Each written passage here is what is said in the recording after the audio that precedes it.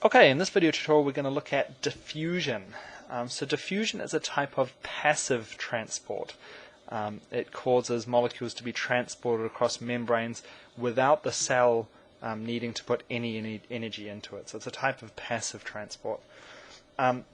So what is diffusion? Diffusion is the movement of particles down a concentration gradient from a high concentration to a low concentration. And technically this definition probably should say is the net movement, and I'll explain what that means.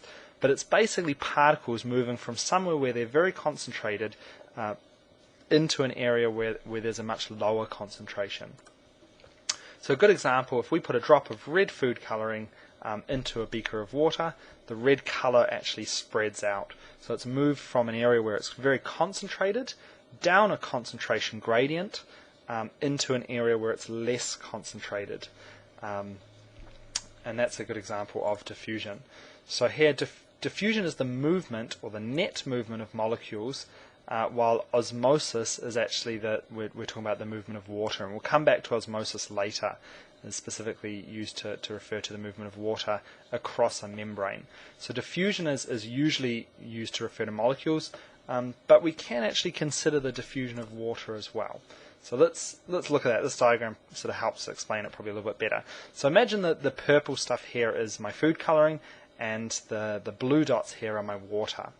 So if they're all moving randomly, we will get a net, an overall movement of purple molecules from an area of high concentration into an area of low concentration.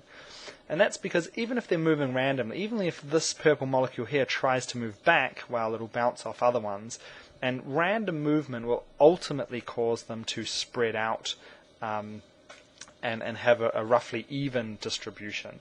So the energy that's driving this is actually simply the kinetic energy of the substance, and that's why it doesn't really work very well in solids, but in liquids and gases, because the particles have enough kinetic energy to move around, they can spread out into each other like this.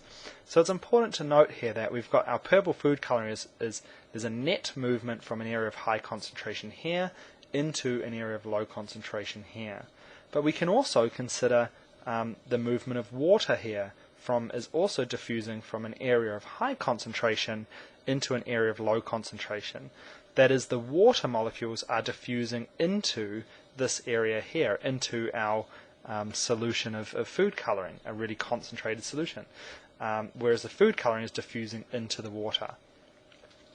So how is it that just to clarify that idea between a net movement, if you look at it here, these red molecules are going to be moving in any random order or direction, yet ultimately that still results in them spreading out.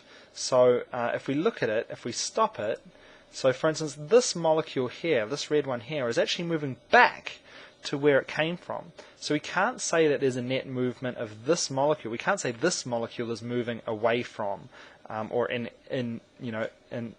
away from where it started. But what we can do is, if we look back at what we started with, we can say there's a net movement from this area here, where the red molecules are highly concentrated, into the area where there's a much lower concentration. There's a net, an overall movement. And in the same way, we can say there's a net movement, there's some movement of the blue molecules into this area. And if we let it play for a while, and then we stop, okay, we can see some red molecules have spread out into where the blue ones were, and there are some blue ones now occupying the area also where the red ones were. So there was an overall movement of red ones from this area into the surrounding, into the area of low concentration, and there was also a net movement of blue molecules into the area where they were of low concentration, where the other molecules were. So that's diffusion. So it's worth memorizing kind of a definition for that. Factors that affect diffusion. If we're looking at diffusion across a membrane, firstly the surface area.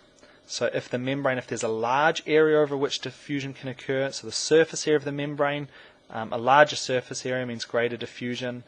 the bigger the difference in concentration. So if we're talking about diffusion across a membrane, if you've got a really concentrated solution on one side and a really weak or dilute solution on the other side, then you'll get greater movement too. So surface area, the concentration gradient or difference, and also the distance, which is basically the membrane thickness.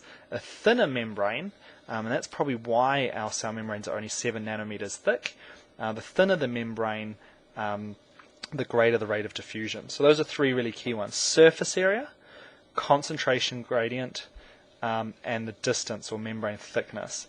And those make up what's called Fick's law, which you don't really need to know Fick's law, but Fick's law states that diffusion is proportional to surface area and concentration difference, and inversely proportionate to distance or membrane thickness. And that's basically saying the thicker the membrane, the less diffusion, rather than the others, the greater the surface area or the greater the concentration difference, the greater the rate of diffusion. Other factors actually affect diffusion too, though. Temperature. Increasing temperature increases the rate of diffusion, and that's because the particles have more kinetic energy, they're moving faster, they're going to spread out faster. Molecular size can affect diffusion, especially if we're looking at across a membrane. So small molecules like carbon dioxide and water and oxygen can diffuse through the phospholipid bilayer to some extent. However, larger molecules are going to find it much more difficult to squeeze through that especially that hydrophobic lipid layer. So the charge on a molecule, or whether it's polar or non-polar, will also affect the rate of diffusion across a membrane.